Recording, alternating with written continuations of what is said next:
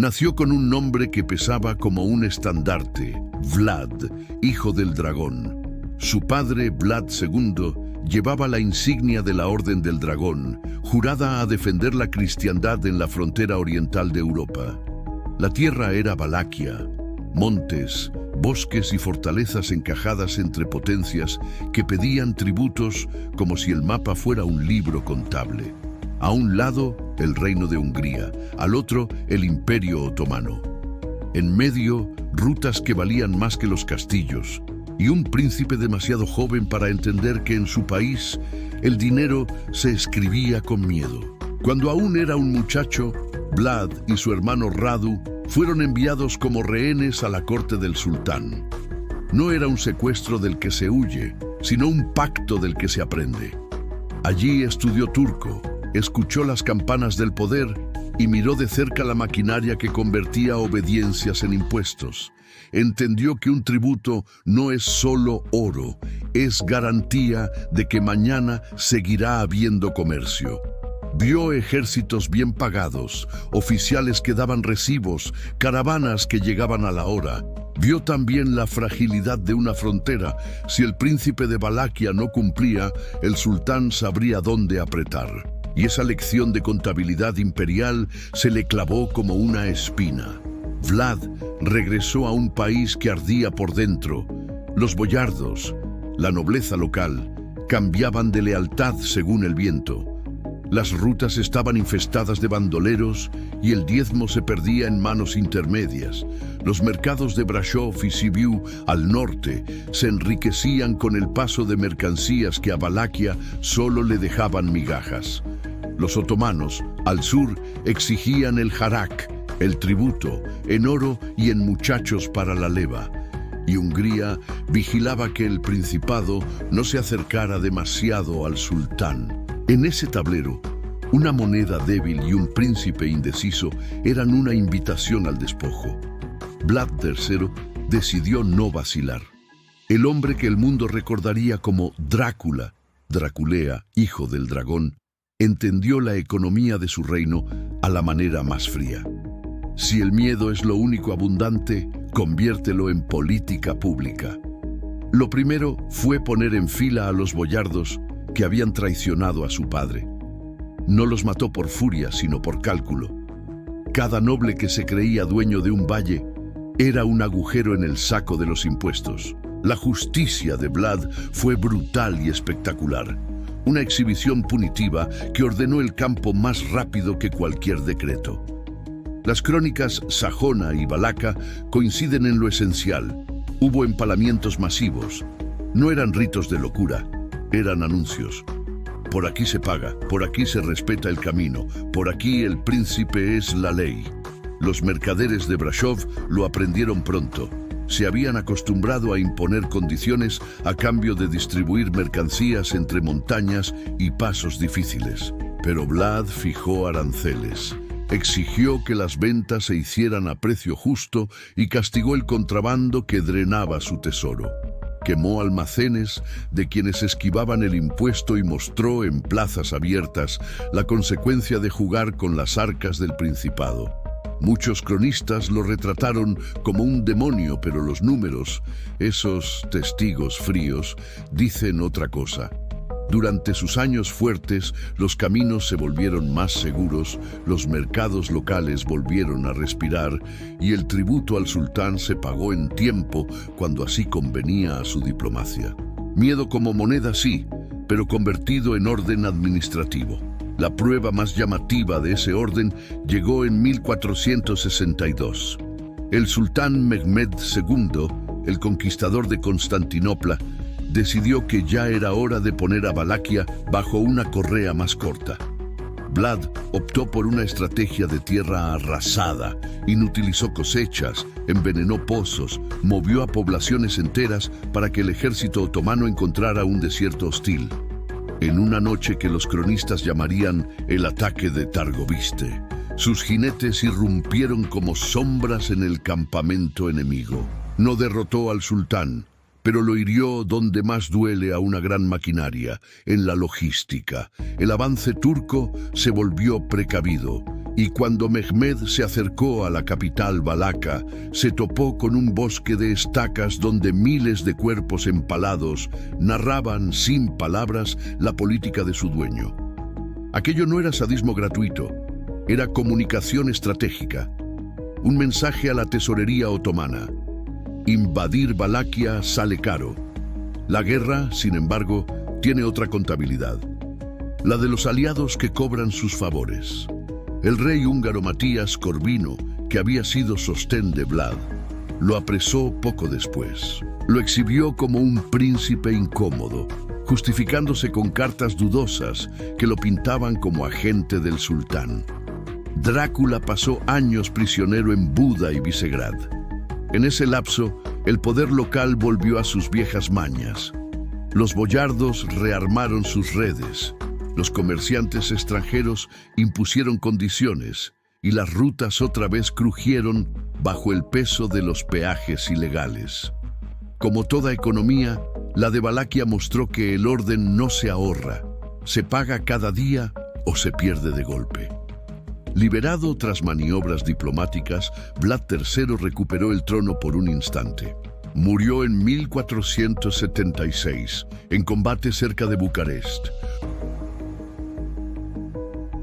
Lo que no se discute es su estela. Dejó una reputación capaz de atravesar siglos. Su brutalidad fue también su límite.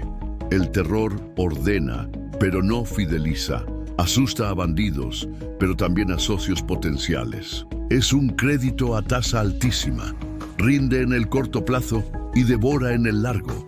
La leyenda de Drácula que cantaría la literatura tomó su nombre, no sus cuentas. Bram Stoker encontró en crónicas y rumores el sonido perfecto para un vilén inmortal. Pero su conde no pagaba tributos ni arreglaba caminos. Rondaba cementerios y salones victorianos. El príncipe histórico fue menos romántico y más útil a su tiempo. Ajustó precios, rompió monopolios locales, castigó fugas fiscales. Imprimió seguridad en rutas y usó la diplomacia como un balance de doble entrada, negociando con Hungría y con el sultán según conviniera a la supervivencia del país. Nadie lo amó por eso, pero la historia rara vez premia con cariño a quienes hacen el trabajo sucio de una economía sin base metálica suficiente y con vecinos hambrientos. Su figura divide aún hoy. Para los cronicones sajones y otomanos fue un monstruo. Para tradiciones rumanas, un gobernante severo que hizo lo que otros no se atrevieron. Poner coto a una nobleza que depredaba a su propio pueblo y a mercaderes que solo obedecían al beneficio inmediato. Su apodo, Tsepesh, el empalador, no necesita glosa. Lo que sí requiere matiz es su estrategia. La violencia fue una herramienta, no un capricho, y su objetivo era económico y político a la vez.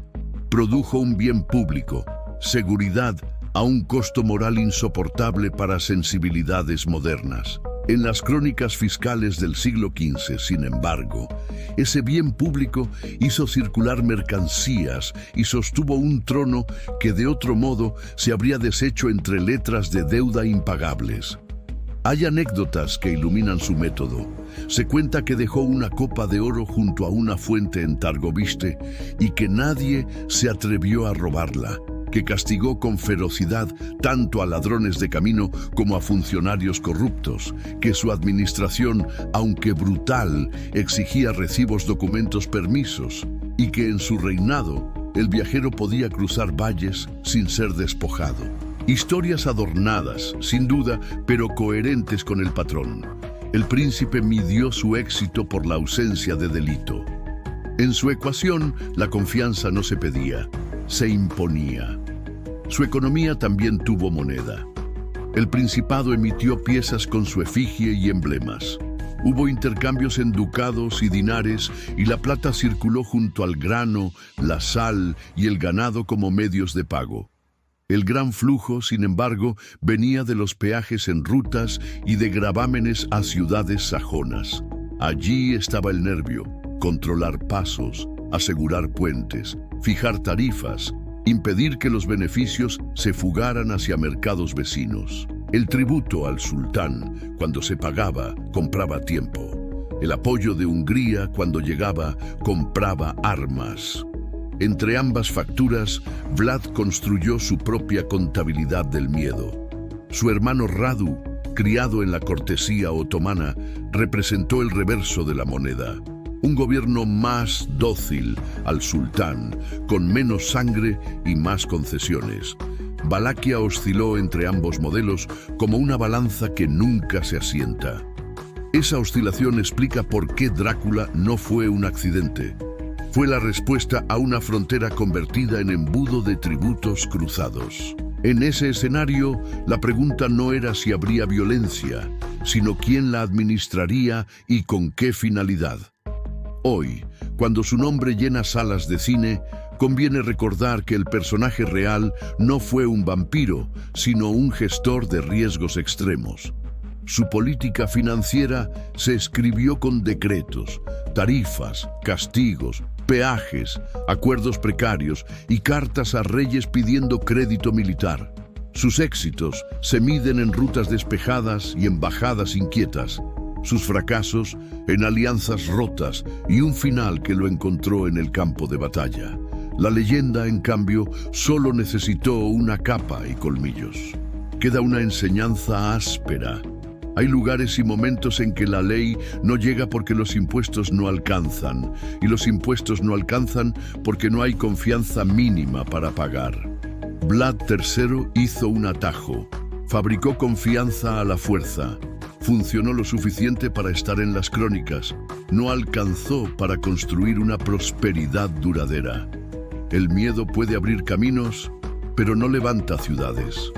Para eso se necesita lo que él jamás pudo comprar: tiempo en paz, instituciones que no dependan del temperamento del príncipe y una riqueza menos frágil que la que cabe en los cofres de un invierno. Así, el hombre que el mundo llama Drácula no fue dueño de la noche, sino de un método: disciplinar a los poderosos locales, someter a los violentos, cobrar tarifas a los forasteros, pagar tributos cuando convenía, pelear cuando era inevitable y usar el horror como sello de garantía.